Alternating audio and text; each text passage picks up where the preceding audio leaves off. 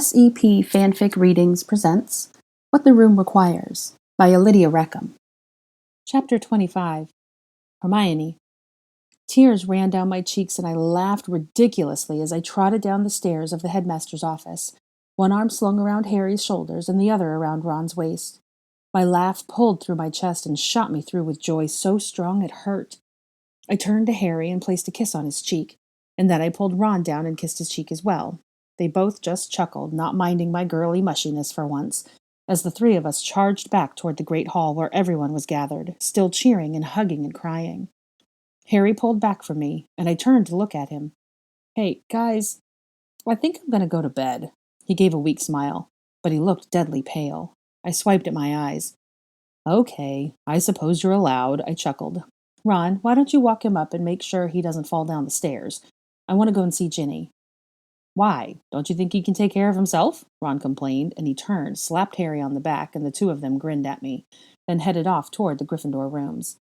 I watched them go, my heart so full I couldn't even think of something clever or affectionate to shout after them. It was over. Impossibly. Our army had fallen, then rallied. Harry had died, then resurrected. And Voldemort had stretched his gamble too far and lost. And in that last titanic duel between Harry and the Dark Lord, Voldemort's own spell had arced back and killed him, because Harry's wand, Draco's wand, had been the one to disarm the Elder. Voldemort's mistake had cost him his life. And now we were free. I skipped like a little girl back toward the raucous noise in the great hall, my hair bouncing, a grin on my face. I turned, and in the daylight streaming in through the ceiling made me blink. And delight rushed through me as I gazed at everyone, all my friends holding each other, kissing and hugging and teasing and laughing. My smile faded. Two figures moved in a manner unlike all of the others, hurried, impatient, never lingering to talk or hold out their arms to anyone else.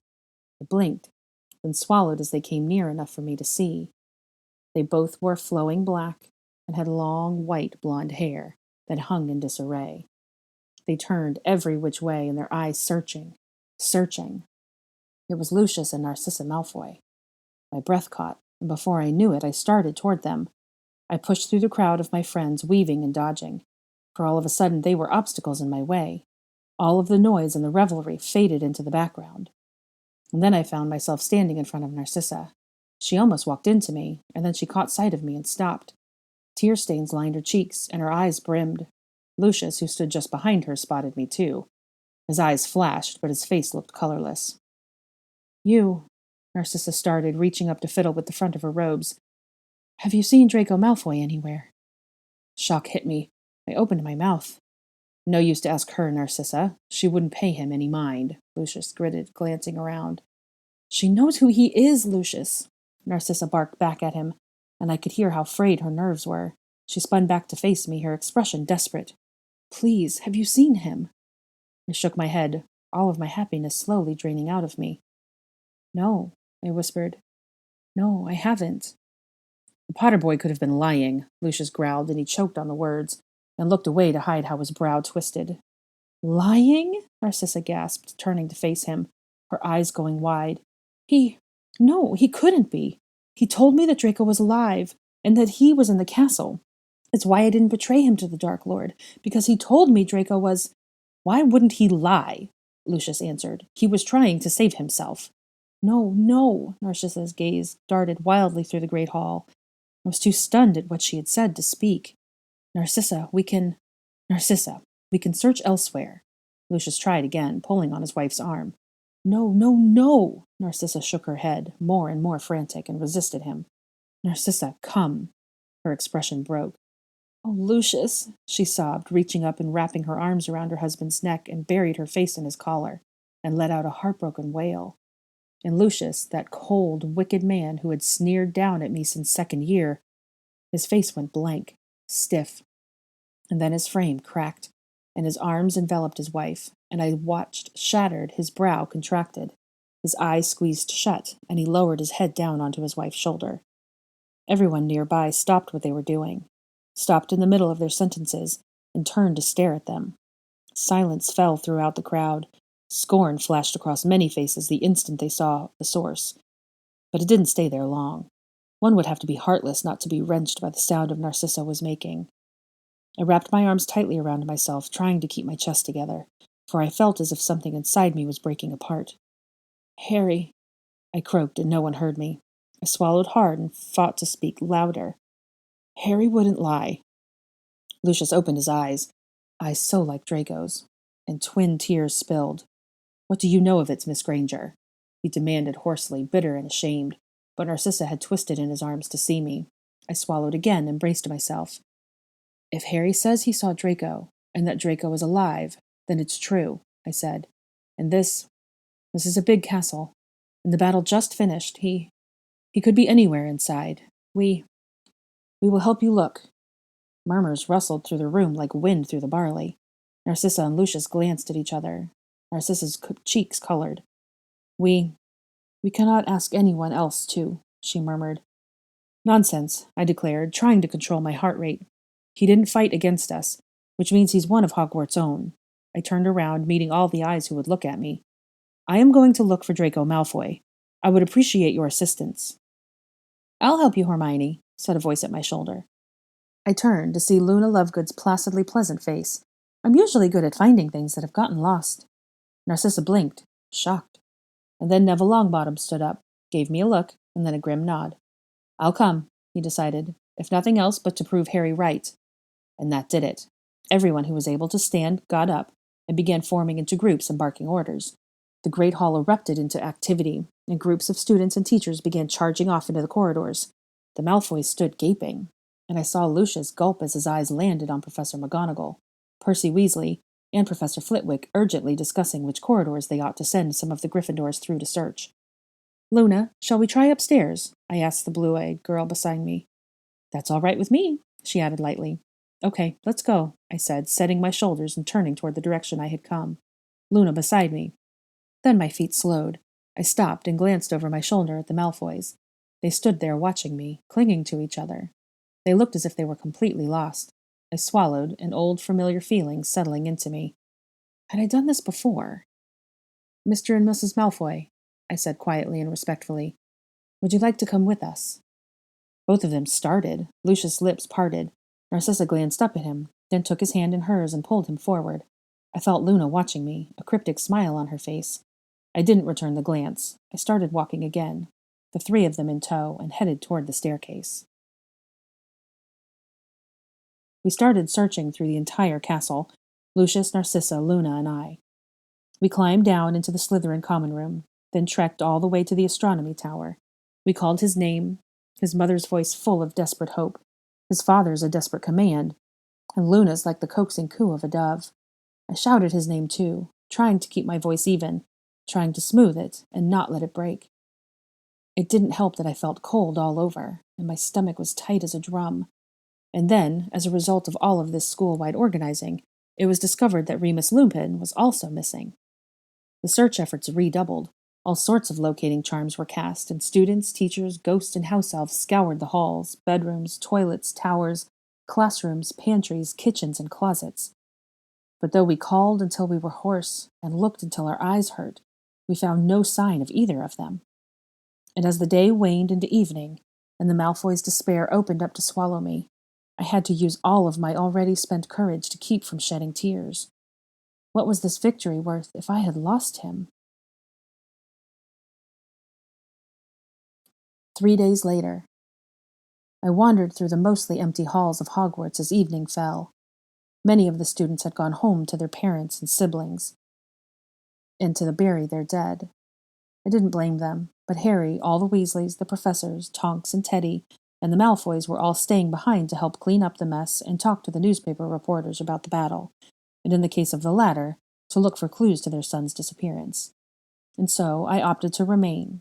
I couldn't bear to be parted from Harry and Ron yet, and call me masochistic, but being in the same room as either of the Malfoys' parents brought me such intoxicating pain that I wouldn't even entertain the thought of leaving them, even though they didn't go out of their way to speak to me. I watched them from afar, as I used to watch Draco, and the more I saw of them, the more I recognized certain gestures and expressions and inflections, and the more my heart just ached.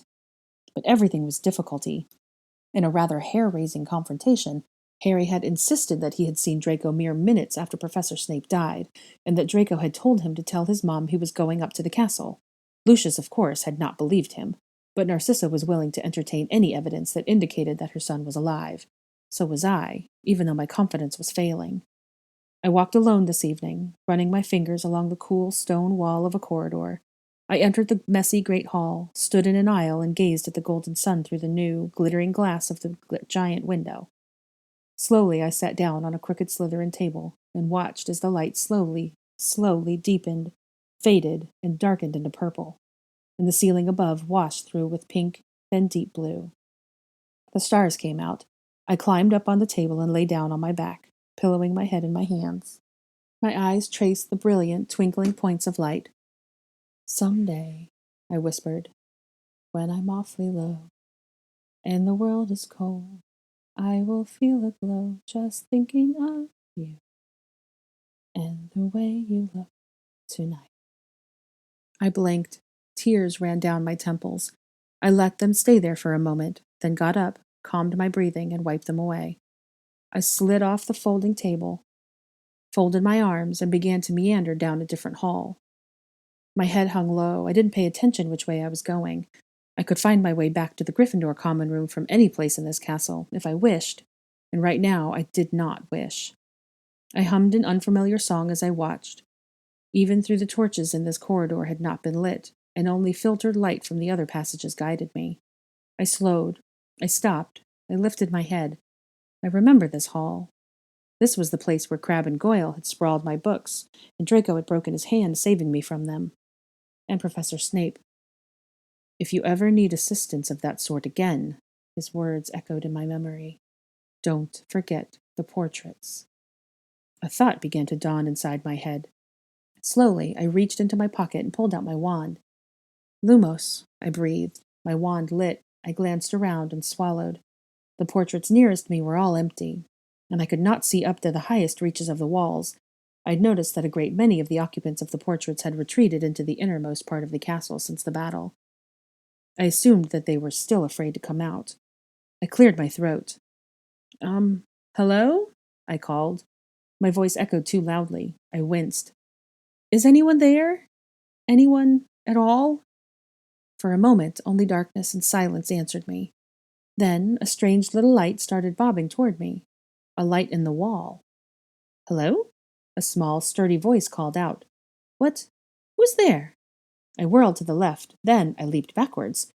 In a portrait right at my eye level, a girl, perhaps 13 years old, holding a lit candlestick, stared back at me. She wore a frilly cream-colored dress. She had long brown hair, a pale, pretty freckled face, and big blue eyes. And then she saw me. Her face lit up with a smile. "Oh, hello, Hermione." My mouth fell open. You know my name?" I stammered. "Of course I do," she laughed. "I've known you since the day you were sorted." She suddenly frowned fiercely. "I was quite vexed at that hat. I was certain you should have been sorted into my mother's house. I still am." "Who are you?" I asked, still thrown. "I'm Helena Ravenclaw," she declared. She glanced past me, frowning again. "My ghost is around here someplace. I prefer not to see her. She's such a drip." Instantly charmed, I stifled a smile. "Helena," came a deeper, more resonant voice, her words colored with an Irish lilt, from somewhere high above and to my left. "Who are you talking to? It's late at night." Helena rolled her eyes. "I know what time it is, but curfew can hardly apply right now, can it?" She gestured with her candlestick. "Just look at the state the great hall is in." I would have kept smiling, but it faded as sudden realization struck me, and I filled with tingling wonder. A wonder that increased the overpowering the next moment. The tall form of a graceful witch descended through the frames until she stood with Helena in the same broad golden frame. She had a pale, lovely face, red lips, deep brown eyes, long black wavy hair, and blue flowing velvet robes. A silver diadem sat on her head. She arched her right eyebrow at her daughter and slipped her arm around her shoulders. Helena, despite her sassiness, leaned her head over on her mother's shoulder. Then Rowena Ravenclaw, turned her face to me. "Good evening, Miss Granger," she intoned. "I'm sorry if my daughter is disturbing you." "No, not at all," I managed. It's an honor to speak with you. Why, I glanced all around before returning to gaze her deep, penetrating one. Why have I not seen you before? Oh, I usually hang about in the transfiguration sections of the school, and the Ravenclaw room, and portions of the library, and of course the headmaster's office. It's usually too crowded in this castle for me to move around much. And I am so old, she suddenly smiled. But you have seen me before, dear. You just don't remember. I had to admit that this was probably true. After my first year, I had paid little attention to the portraits. I was always so preoccupied with other things. I heard Hermione calling, Helena explained, tilting her face up toward her mother's, then glancing out. I came out to see if she needed anything. All the other pictures seemed to have gone somewhere. I'm afraid they're not yet comfortable coming back to the halls, Rowena assumed. Ninnies, Helena declared. Rowena smirked, then looked back at me. What can we help you with, Miss Granger? I wanted to speak with some of you, I confessed, trying not to wince in chagrin. Ask you a few questions? Rowena's gaze instantly sharpened. She clearly liked questions. Truly? Her eyebrow flickered again. You're asking us for help? A delicate frown crossed her brow. That doesn't happen very often. You're right. It doesn't, does it? Helena observed. I can never understand it. Rowena shook her raven head. Here we are, storehouses of the knowledge of the centuries. She swept her bejeweled hand upward to encompass the other portraits. Then she sighed. And yet no one even glances up to ask the way to potions class. Ah, Rowena, does that surprise you? There was a deep voice, much like that of Professor Snape's, and it came from behind me. I spun around, heart pounding. There, floating down into a wide silver frame exactly opposite Rowena and Helena's, came a young man with shoulder-length straw blonde hair, a narrow face, stern brow, and the deepest, most piercing green eyes I had ever seen, and he was clad in deep emerald robes. Salazar! Helena waved to him. What are you doing in this section of the castle? Salazar Slytherin, the man himself, glanced at me a moment, then addressed Helena frankly. I came because I sensed your mother's tired astonishment rippling through the walls. It woke me up. Slytherin's bright eyes darted to Rowena's face. I've told you before not to take it personally, Rowena. Our library contains the answers to every possible question a young wizard could ask. But do they search hard enough to find them? No. They are lazy and use the wrong incantation and blow off their noses. Oh, that library! A hearty voice crowed several frames above and to the right of Salazar's. I held up my wand, straining to see. A man the same age as Salazar, with curly golden hair, a mustache with short beard, a handsome face and brilliant scarlet robes, smoking a pipe and leaning his shoulder against the side of his frame, a sword gleaming at his belt. Godric Gryffindor. I still say that life experience is the best teacher, Gryffindor decided, emphasizing his point with a wave of his pipe. You remember a spell twice as readily if you use it rather than read it out of a textbook. I don't like your tone, Slytherin said, darkening up to him. Rowena and I spent half our lives building that library, and I don't really. How long has it been? The two of you are still fighting about that library. This time I looked straight up, and another dark-haired lady, her shorter tresses all in curls, whirling down frame to frame, her golden robes trailing behind her, her floppy black hat flapping. She settled with a thump right next to Rowena and Helena's frame. It was Helga Hufflepuff. I slapped a hand to my head, trying to steady myself. We're not fighting, we're discussing, Gryffindor corrected. It sounds like fighting to me, Helga said, and personally I've had enough of that. Rowena's face lost all amusement. Slytherin sighed. Besides which, Gryffindor turned his twinkling eyes to me, we're forgetting this young lady here, who's asked for our help. All the founders, and Helena, shifted and faced me. What would you like to know? Slytherin asked. I stared at him, completely thrown off by the open, polite expression on his face. Then I scolded myself. 3 such discerning, brilliant, and brave wizards, such as Gryffindor, Hufflepuff, and Ravenclaw, would not have even kept company with a monster, much less founded a school with him. Salazar Slytherin had not always been evil. I started, trying to gather my thoughts. I was told that Draco Malfoy was in the castle during the battle, but no one can find him. I was wondering if any of you happened to see him. Slytherin's eyes flashed, but before he could speak, he was interrupted. Draco Malfoy, is that what she said? A fluty voice from high above floated out, and then a winsome young woman with long, fluttering white blonde hair, porcelain skin, and a green gown descended like a bird, and she landed on the other side of Rowena and Helena. She turned large, silvery blue eyes on me. She raised her dark eyebrows. Did you say Draco Malfoy? That's rude, Eden, Slytherin admonished. He sighed again. Miss Granger, this is my sister, Eden Malfoy, formerly Eden Slytherin. Nice to meet you, I fumbled breathlessly. She gave me a brief but pleasant smile, then glanced at the others. Forgive me, I just thought I heard everyone talking about my greatest grandson. We were, Rowena said. What about him? Eden pressed. I asked if he was in the castle during the battle, I repeated. I haven't seen him since he came a few months ago, Helga said. But at the same time, he went straight to the room of requirement. I turned and found her. The room of requirement? She nodded, seemed very distracted about something, and a few minutes later, Severus Snape followed him in. Deep, sudden silence descended. Helena laid her head on her mother's shoulder again, and Rowena saddened and wrapped her up in her arms. I struggled to take a breath. Severus Snape, Gryffindor mused, puffing on his pipe. I would have put every last gold piece I had on the odds that he'd marry Lily Evans. What? You favored him over James Potter, the poster child for your house? Slytherin scoffed. Yes, Gryffindor said shortly. Knowing what I know, Severus was more a Gryffindor than anyone I've ever met. So you're saying Gryffindor has the monopoly on virtue and courage? Slytherin objected. Gryffindor glanced down at him. Does everything have to be a fight, old friend?